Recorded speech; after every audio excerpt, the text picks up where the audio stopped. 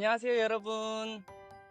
고추 농사 지으시다 보면 꽃은 잘 피었는데 열매가 안 맺히거나 달렸던 고추가 중간중간에 뚝뚝 떨어지는 경우가 있으시잖아요. 관리도 잘했다고 생각했는데 이상하게 수확량이 기대만큼 안 나올 때가 있습니다. 그럴 때는 꼭 짚고 넘어가야 할 이유들이 있어요. 예를 들면은 어떤 분들은 고추, 두물, 세물까지만 수확하고 나면 그 뒤론 딸 게 없다고 하시는 분들이 있는데요. 그런데 제대로 관리를 하신 분들은 한 나무에 한 근 가까이 꾸준히 수확을 하시는 경우도 종종 있습니다. 특히 지금 시기에 떨어지는 고추는 사실 원래라면은 8월 중순쯤에 수확을 해야 될 고추들이에요. 그런데 지금 낙화 현상이 발생하면 그 시기에 수확할 고추들이 없는 것이죠. 그래서 지금부터 이 열매들을 잘 지켜내는 게 올해 농사의 성패를 가른다고 해도 과언이 아닙니다.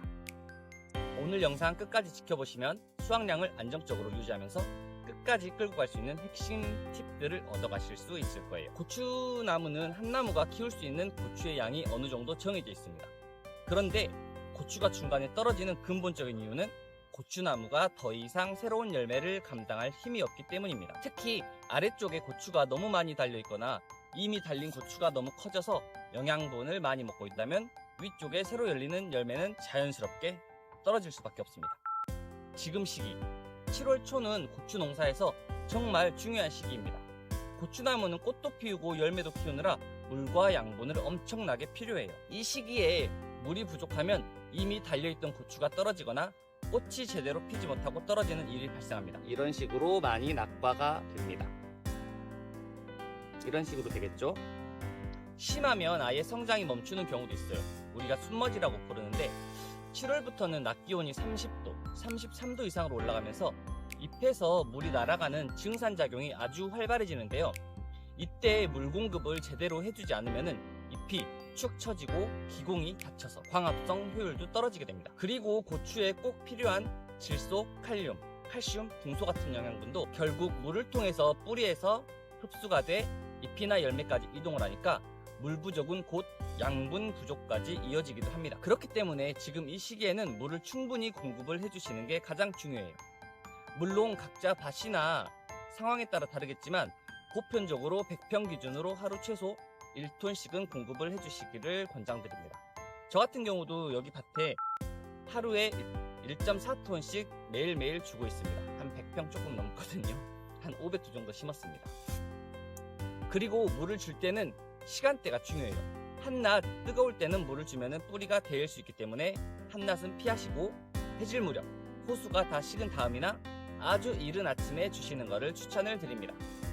다음으로는 수분 공급에 이어 비료 이야기를 해볼 텐데 대부분 고추를 성공적으로 농사를 지으시는 분들은 비료를 아끼지 않고 공급을 해주시는데 아직까지도 1차 추비를 하고 나서 수확하기 전까지 비료를 주시지 않거나 키가 너무 큰다고 해가지고 키가 너무 크는 걸 우려해서 비료를 안 주시는 분들도 계시고, 고추는 생식 생장기에 접어들면서 꽃 피우고 열매 키우는데 정말 많은 에너지를 사용하거든요.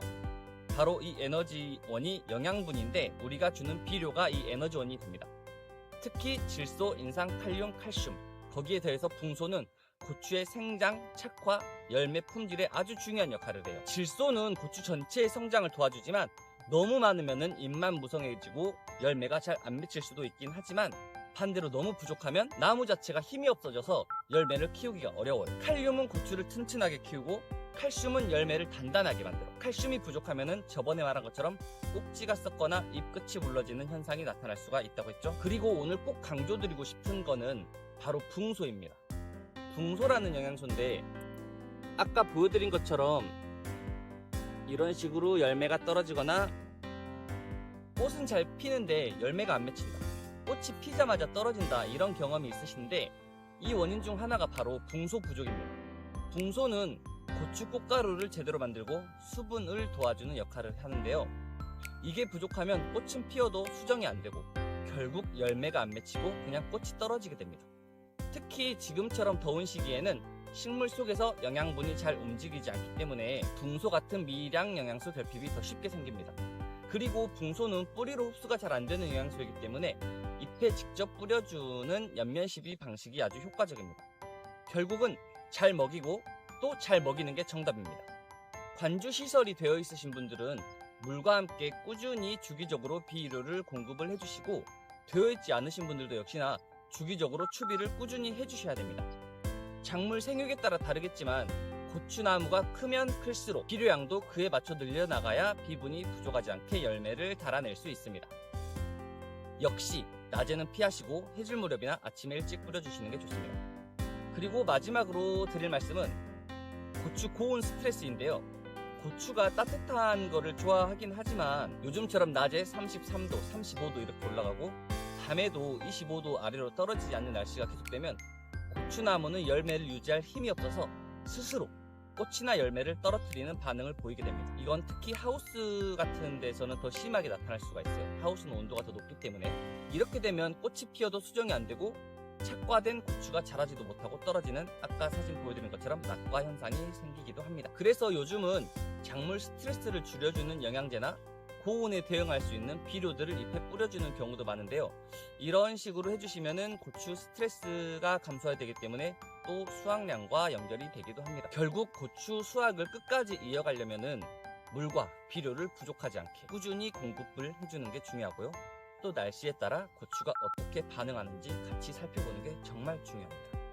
물론 고추나무에 달린 모든 꽃이 열매가 되는 것은 현실적으로는 어렵습니다. 기후, 병해충, 영양 상태 등 다양한 변수들이 있기 때문에 어느 정도 낙화나 낙과는 자연스러운 일이에요. 하지만 우리가 할 수 있는 만큼 지금 끝까지 지켜내 보자는 거죠. 지금부터 물 관리, 고온 스트레스 조절, 영양 관리만 잘해주셔도 한 나무에 수십 개, 많게는 다른 분들처럼 한 근 가까이 수확을 하실 수가 있습니다. 특히 수분 공급과 영양분 관리, 이 두 가지는 착과율과 수확량을 좌우하는 핵심 중의 핵심. 조금만 더 관심을 기울이고 제때 조치를 해주시면은 꽃이 열매로 이어지는 비율이 눈에 띄게 좋아지실 거예요. 고추는 한번 떨어지면 다시는 달리지 않기 때문에 지금 피고 있는 꽃 하나하나를 지켜내는 게 중요합니다. 올해 고추 농사, 꽃 하나하나를 귀하게 여기며 끝까지 지켜내는 농사로 만들어 보시기를 바라겠습니다. 오늘 영상은 여기까지 하겠고요. 여러분에게 실제로 도움이 됐으면 좋겠습니다. 다음 영상에도 좋은 정보로 찾아뵙도록 하겠습니다. 감사합니다.